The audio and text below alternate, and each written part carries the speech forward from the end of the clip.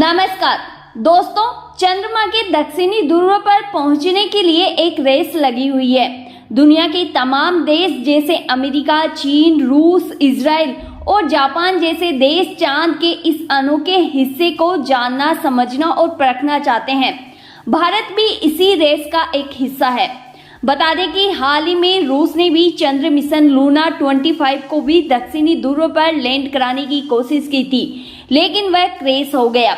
अब पूरी दुनिया की नजरें भारत पर टिकी है। लेकिन दोस्तों, क्या कभी आपके मन में भी ये सवाल उठा है कि आखिर चांद के दक्षिणी ध्रुव पर ऐसा क्या है जो पूरी दुनिया इसी पर अपने मिशन को लैंड कराना चाहती है? आज के वीडियो में हम आपको दक्षिणी ध्रुव का वो रहस्य बताएंगे जिसके पीछे पूरी दुनिया भाग रही है। तो बने रहिए वीडियो के अंत तक। दरअसल दोस्तों, चंद्रमा का दक्षिणी ध्रुव जितना रहस्यमयी है, उतना ही मुश्किल यहाँ पर सॉफ्ट लैंडिंग कराना भी है। चांद के दक्षिणी ध्रुव पर इतने गहरे खड्डे हैं जहां अरबों वर्षों से सूरज की रोशनी तक नहीं पहुंच पाई है। इन क्षेत्रों का तापमान -248 डिग्री सेल्सियस है। आश्चर्यचकित वाली बात तो ये है दोस्तों कि यहाँ चांद की सतह को गर्म करने वाला कोई भी वातावरण मौजूद नहीं है और अब तक चांद के इस दक्षिणी ध्रुव पर किसी इंसान ने भी कदम नहीं रखा है। पर दोस्तों, बीबीसी रिपोर्ट की माने तो 14 वर्षों से चंद्रमा की परिक्रमा कर रहे नासा के अंतरिक्ष यान लूनर रिकॉग्निशन ऑर्बिटर की ओर से प्राप्त जानकारी से पता चलता है कि स्थायी रूप से छाया वाले कुछ बड़े गड्ढों में वाटर आइस यानी बर्फ मौजूद है, जो कि मानव जीवन को संभव बनाए रखने के लिए पर्याप्त है। यही वजह है कि भारत ने चंद्रयान 3 को इसी दक्षिणी ध्रुव पर भेजा है और बाकी देश भी अपना मिशन यहीं पर भेजना चाहते हैं।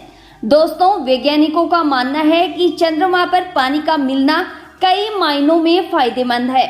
सूर्य के रेडिएशन से अछूता जमा हुआ पानी लाखों वर्षों से ठंडे ध्रुवीय क्षेत्रों में जम गया होगा, जिससे सतह पर बर्फ जमा हो गई होगी। ये हमारे सौर मंडल में पानी के इतिहास का विश्लेषण करने और समझने के लिए वैज्ञानिकों का एक अनोखा नमूना प्रदान करता है।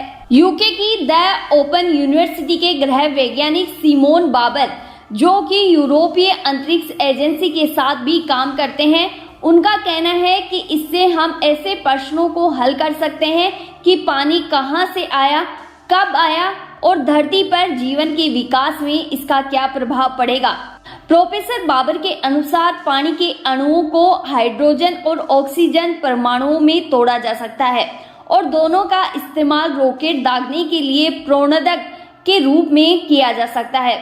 लेकिन इससे पहले ये पता लगाना आवश्यक है कि चंद्रमा पर कितनी बर्फ है, किस रूप में है और क्या इसे पीने के लिए सुरक्षित बनाने के लिए निकाला और शुद्ध किया जा सकता है। अगर नासा के एक परियोजना वैज्ञानिक नू पेट्रो की बात करें तो इसके अलावा दक्षिणी ध्रुव के कुछ छोर लंबे समय तक सूर्य की रोशनी से नहाए रहते हैं, जिसकी अवधि पृथ्वी के लगातार 200 दिनों के बराबर हो सकती है। इसीलिए ध्रुव पर यह क्षमता है कि चंद्रमा आधारित बिजली उपकरण स्थापित कर सौर ऊर्जा का एक अन्य संसाधन बनाया जा सकता है। चंद्रमा का दक्षिणी ध्रुव सौर मंडल के बड़े पैमाने पर प्रभाव वाले क्रेटर यानी गड्ढे के किनारे स्थित है, जिनका व्यास 2500 किलोमीटर यानी 1600 मील में फैला है और 8 किलोमीटर की गहराई तक पहुंचता है। ये गड्ढा सौर मंडल के भीतर सबसे प्राचीन फीचर्स में से एक है।